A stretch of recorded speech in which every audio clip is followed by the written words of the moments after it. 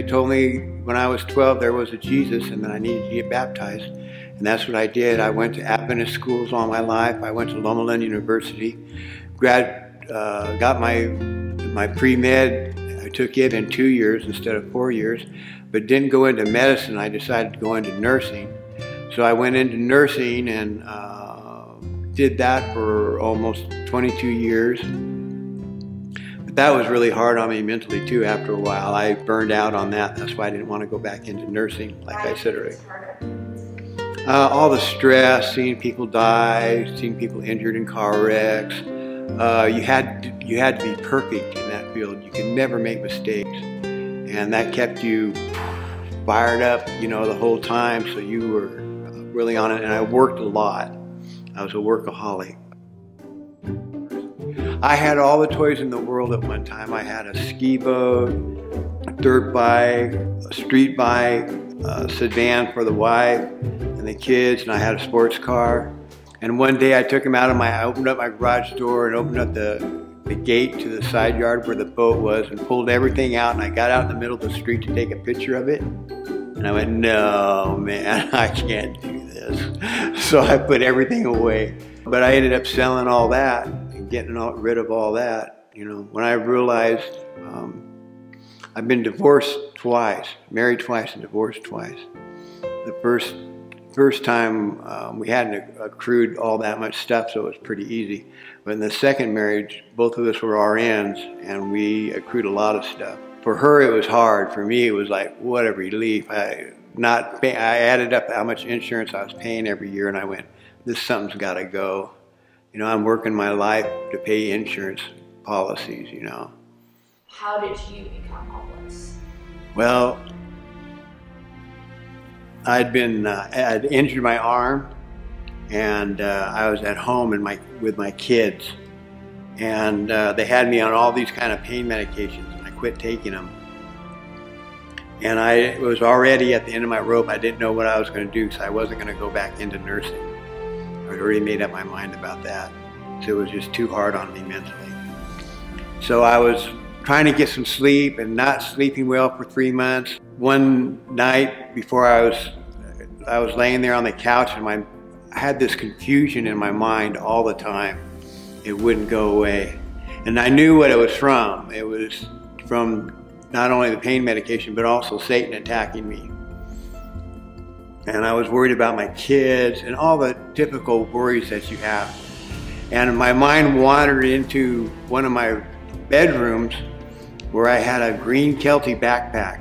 And I started thinking, what do I have to put in that backpack to survive on the road, hitchhiking? Now you have to understand, this is the furthest thing. I'm a professional, you know, and all my clothes were not geared to living homeless lifestyle. And then I was like, no, but I'm not going to do that, you know. I'm not going to go live out on the highway. But I went to sleep that night and I slept really good. When I woke up in the morning, I had this confusion, all these voices, this cacophony of voices and noises in my head, and confusion really bad. And instantly my mind went to that backpack again. So I did it, gave everything that I had to the poor. I told them when I leave the apartment, when you see me leave the backpack on my back, you can go to my apartment and take anything that you want. It's yours, you know, because I wasn't going to do anything with it. I had no use for it. It wouldn't fit in my backpack, so I didn't carry it. And I was sitting there that morning, and I turned off CNN on my big screen TV, brand new big screen TV with my remote control. I was holding my remote control, and I go, okay, I got to go. It took me about an hour of sitting there before I got the nerve to stand up by the door. I put my pack on as best as I could. I had been backpacking before, but nothing like this. And I stood at the door and I shook with fear. Now, I'm not a fearful person. And I'd never been that afraid in my life. And I just shook with fear. I was like, man, how am I going to do this? You know, this is just too much. I was like, Lord, you got to help me. And I said, I can't do this. He says, well, what can you do? And I said, well, I can move my right knee. And he says, well, move it. This is very emotional for me. And I moved my right knee, and I took that first step, and I haven't quit stepping since. I went on, not only had to deal with my problems, mentally and physically and everything like that on the road. But also I was planting seeds and witnessing to all kinds of people. Every ride that I got, everyone that I met, I witnessed to. That's what kept me going. I stayed in missions, the whole gamut of a hitchhiker. Camped out alongside the road, went through rain and snow and ice. Never once did I have a really bad ride. Maybe one that was a little shady, but I can't even remember it because of all the others that were so good. I'd really gotten into reading my Bible. There was all different translations of the Bible, and I had all of Ellen White's books. Not all of them, because that take up a whole room. But I was reading Ellen White like crazy, excited. I said, I'm going to take 3 years and decide if she's a true prophet. In 6 months, I go, oh, she's a true prophet. I call her my elder sister. She's my elder sister. I got a settlement, an injury settlement from Workman's Comp. Thank God for them. And I bought a piece of property in Idaho. It was up in the mountains, and I did the mountain man, hermit kind of scene for about 10 years, 10 winters I stayed there. So in between going on the road and living on my place in Idaho, I was able to still witness, and I witnessed up in Idaho at my ranch. I call it my ranch. It was 10.33 acres. It was a dog ranch is what it was. Ranch of the Dusty Dogs. And but every Sabbath I had church up there. I remember that. I never worked on Sabbath. Friday night to Saturday night I kept Sabbath. But as I got older, I ended up in Sonora, and I couldn't hitchhike anymore, couldn't carry my backpack, and I ended up homeless, which was the last thing I wanted to do. But I knew by the time I was 60, I wanted to be off the road and into an apartment somewhere. And I was 61 at this time. I did things to get money. I flew a sign, which means begging for money along the corner. You see people, please help, God bless. I did that and made a lot of money doing that, but I gave most of it away to poor people. I didn't consider myself poor because I had $500 a month coming in from selling my ranch in Idaho. I had that coming in, and plus money I could beg that I begged for, I had that coming in. So I always had money to help other people that were worse off than I was. But it just got too much, and it got to my mind. That's one thing about living homeless, is that you don't have all the protection that you need, and it is dangerous. In trusting with God, I was safe. I was in Modesto one time. I'm jumping back a few years, and I got assaulted there 6 times. All 6 of them were felony assaults with potential of me being killed. And they finally caught the guys I pointed out on a picture lineup, you know, who it was that was doing it, and they caught them. And they were bragging about it. But that was the only bad time I really had in being homeless, was then living downtown Modesto. That was very dangerous. A lot of drug addicts, a lot of very violent people. You never knew what these people were on or what they were coming off or what they were going to do. That's the negative part of it. The rest of it was Jesus, because I still kept on preaching Jesus. Now I had my times when I go 7 times. There were 7 times in my life where Satan didn't take possession of me. Or maybe he did for a certain period, just a short period of time. But I lost Jesus for brief periods of time because I was so distracted by being homeless and trying to survive and not keeping up on reading my Bible and everything, because you have to be up early in the morning and out of there, and you have to go here or there or hide out someplace where you won't be seen by the regular citizens or the cops. My favorite character in the Bible is Mary Magdalene, where she was had the demons kicked out of her 7 times, and that I can relate to. But I want to thank all the people that when I was homeless that were out there helping me. One guy's name at the Sonora Adventist Church, his name is Homer, and he one time gave me not only emotional support and prayer and support and everything, off and on, but one time he gave me $60, I think it was, that he gave me, and I was able to buy food for like I want to say 7 people. It was food for quite a few people for quite a few days. And I never have gotten a chance to thank him. That happened about 5 years ago.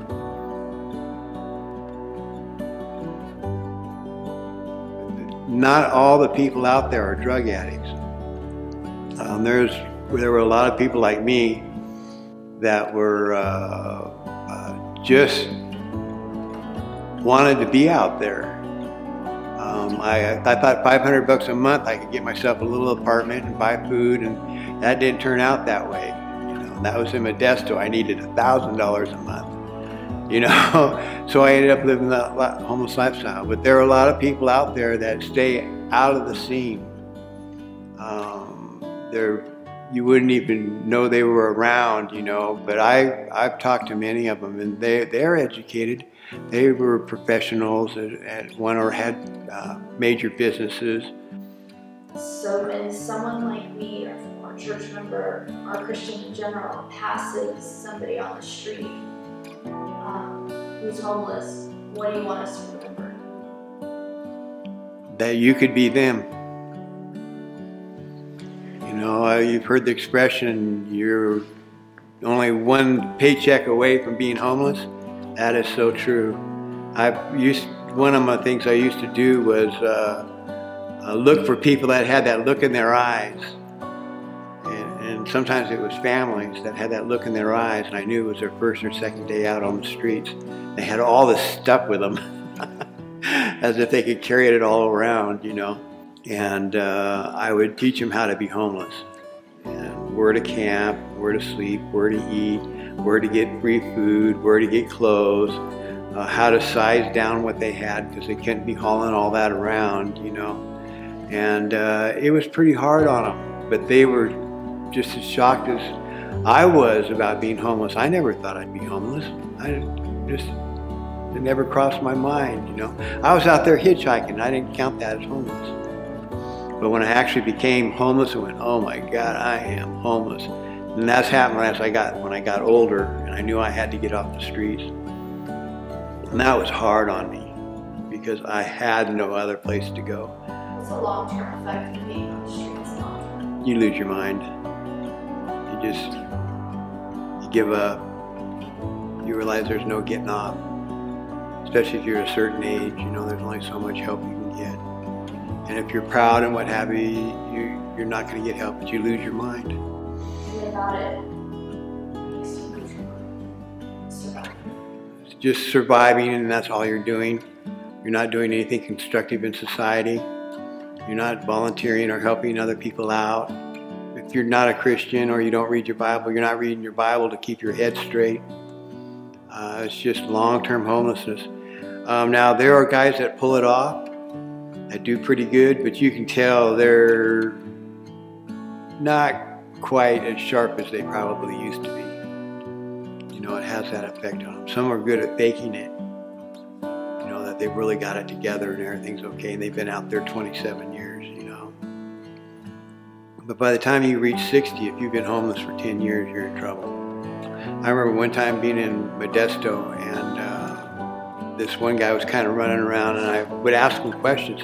How long have you been homeless? He goes, 5 years. And I says, have you tried to get off the streets? He says, I've tried everything. He really didn't want to stop and talk to me because he was running off doing something else. And I says, well, don't you ever want to get off the streets? He goes, yeah, I want to get off the streets, but he says, I've given up. And he took off. What he was running off to do, I have no idea.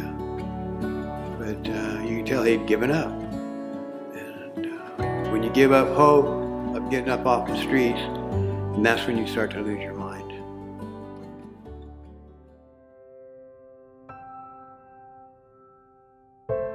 Well, this is very important, especially to homeless people. Eating is a big thing. You try to line up. Sonora has an excellent food program. They have basically something to eat every day, Sunday through Sabbath. There's something to eat somewhere. This is one place here that, and the Adventists are famous for it because they're doing a number of things around here. And I know there's other churches involved here too. They should stay involved. it means a lot because they get a full square meal and they get to take some home with them. That's why you see some people take home some of these big trays, extra trays. Believe me, they're going to eat it. They're going to eat it because they have nothing else. One of the things I used to say is, I'm homeless, they're citizens. You know, the people with money and cars and homes, they're citizens. I'm homeless, but now I'm the citizen. You know, and I see homeless people out here don't have anything. They go from job to job, or they go from, maybe they get a small check from somewhere, or they just go from meal to meal. I feel for them. And I always stop and ask, is there something I can do for you or whatever, you know. I don't offer money right off the bat to anybody, you know, in case I ask, because sometimes they get offended if you offer money right away. But I kind of assess their needs. I'm really good at assessing their needs. If I was in that spot, I would want someone to do the same thing for me, and that's what Jesus says. So, you know, I've done that a couple times with heroin, helping heroin addicts out, you know, that were just in bad shape. But better than that, I was able to get this one lady, and she was a retired prostitute. She did a few dates once in a while, but she was a heroin addict, and she wanted to get off, and I could tell because I've been talking to her for about a year. And finally she came to the point she was so sick, and I let her stay in my camp. I normally don't let women stay in my camp just because avoid the appearance of evil. She stayed in my camp, and I talked to her off and on through the night because she was doing the moaning and the shaking and the whole bit, you know, and I had no drugs on me to give her, you know, and I didn't know anybody that had drugs to give her to calm her down. But I figured I would just let her go through this and that. And she said, I want on the methadone program.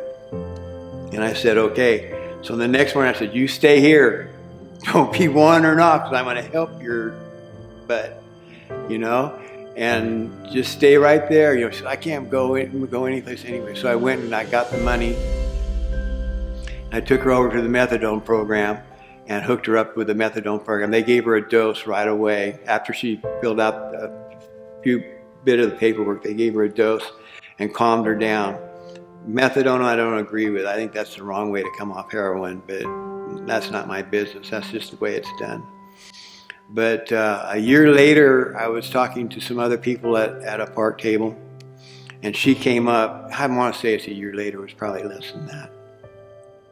And she goes, Don, you know, she's real quiet and didn't want to disturb who I was talking to. She goes, Don, I go, Phyllis, how you doing? I gave her a big hug, or she gave me a big hug.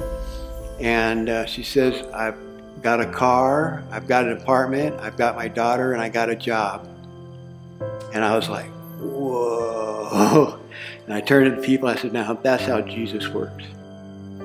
You know, and I didn't do anything really. You know, spent a little time loving her and being patient with her and talking with her. And I think it was $250 was all it was to get into the methadone program. And look what happened to her. You know, her whole life was turned around.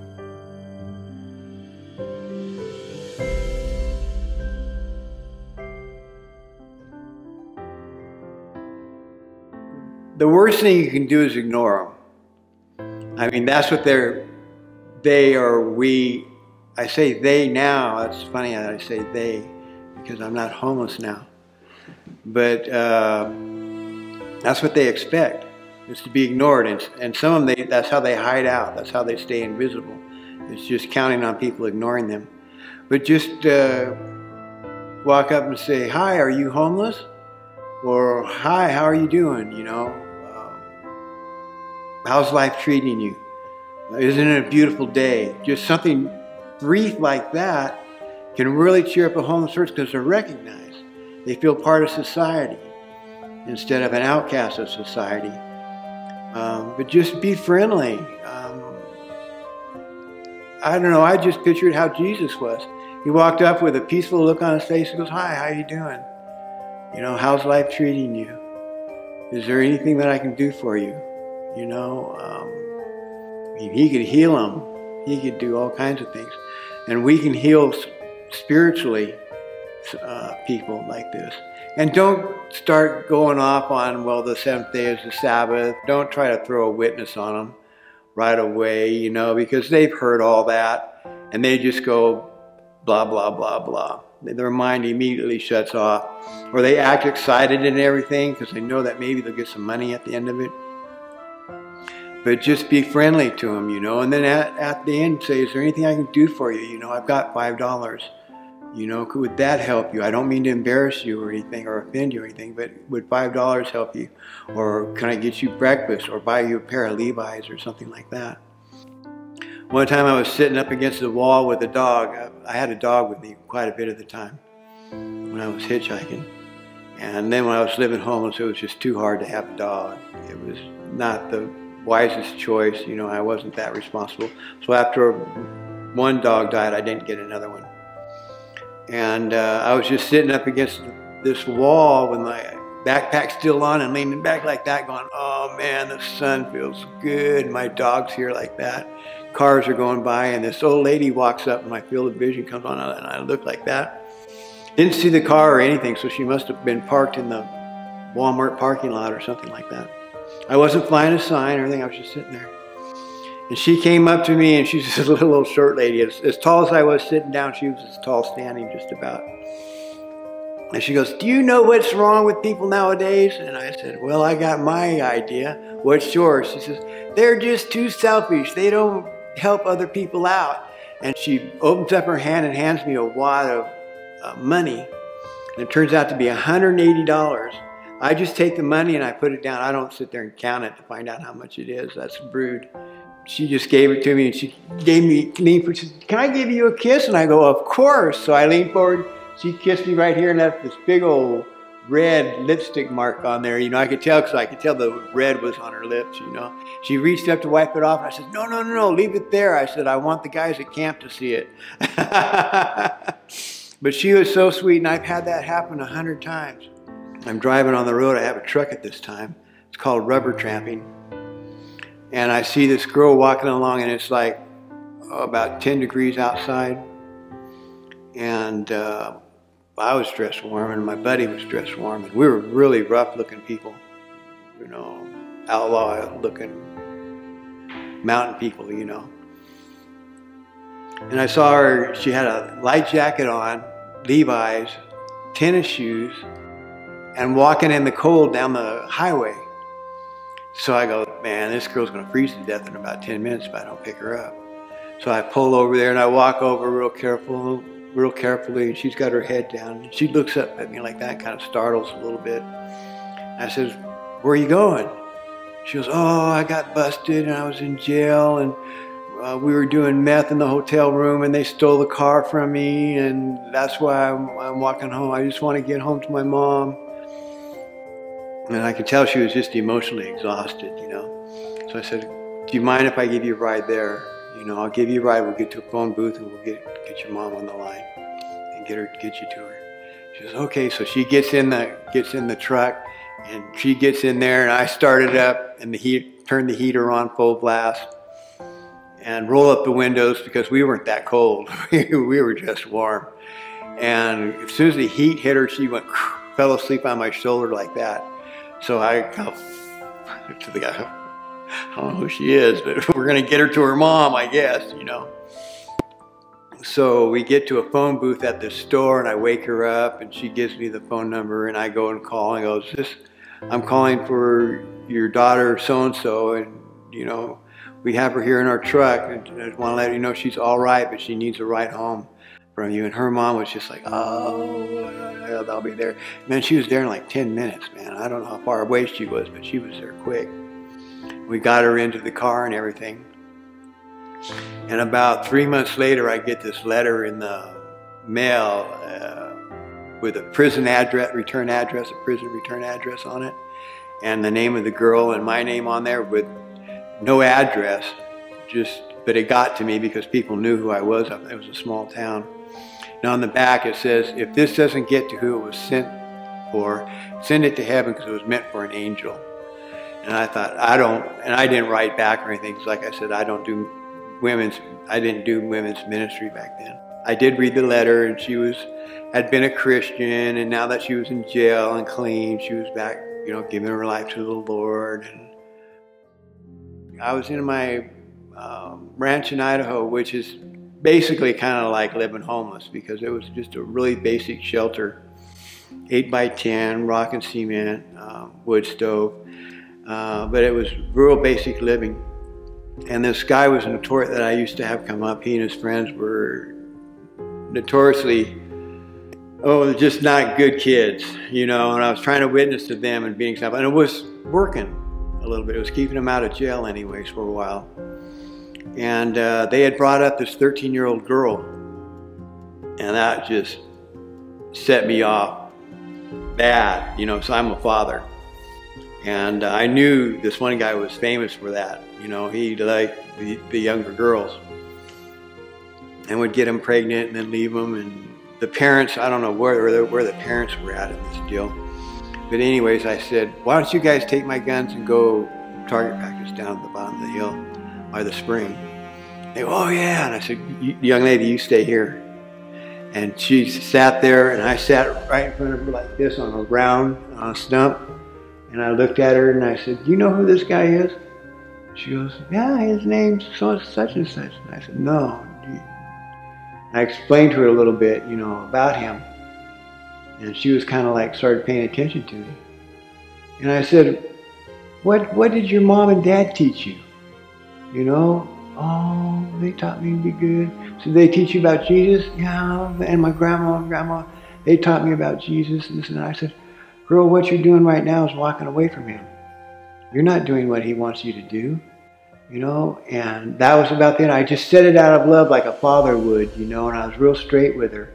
Talked to her as an adult, and she understood that. But anyways, about 3 years later, my friend and I, we both have long hair and long beards and backpacks and black dogs, and we're going to a Louis Palau festival in Boise, Idaho.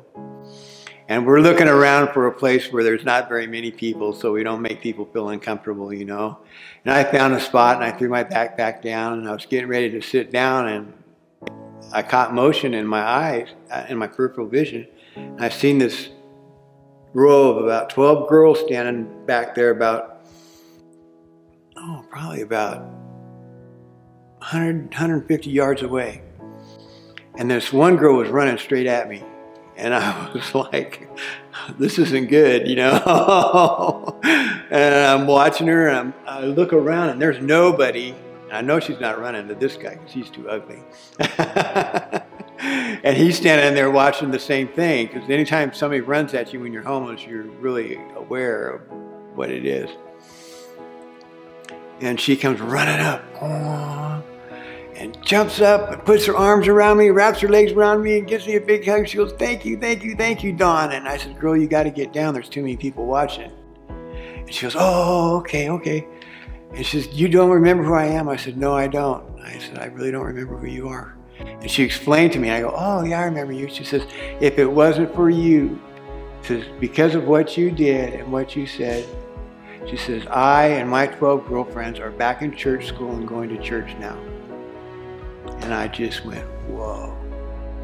Just that 20 minutes of talking to someone and sharing love led to a dozen other people going back to church and living their life right. We're not doing drugs or anything like that. You know, and I was like, oh, good, good. I said, all right, I'll see you later. I'll see you in heaven. She goes, okay. And she went back, and the other girls over there, because I could kind of see them, you know, they were going, you know, whispering like that, you know, pointing at me. That must be the guy.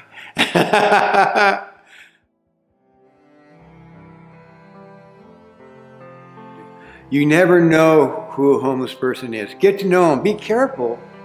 You know, you have to remember that they're homeless for a reason. And a lot of it nowadays is due to mental illness. So you have to be careful, but yet you can show love towards them. Don't hesitate, you know, to ask them, can you use a couple bucks? And give them a 20. I mean, if you got a 20, give it to them.